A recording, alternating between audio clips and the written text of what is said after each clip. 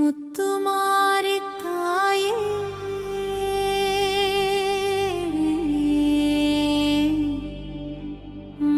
மகாமாயினி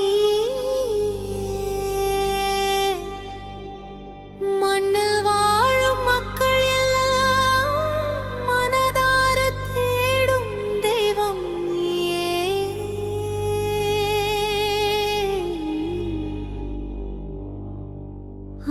ஆதிபராசக்தி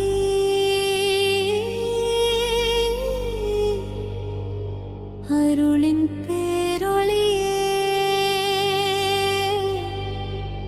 ஆயிரம் கண்கள் போதாதம்மா உன் அழகை காண.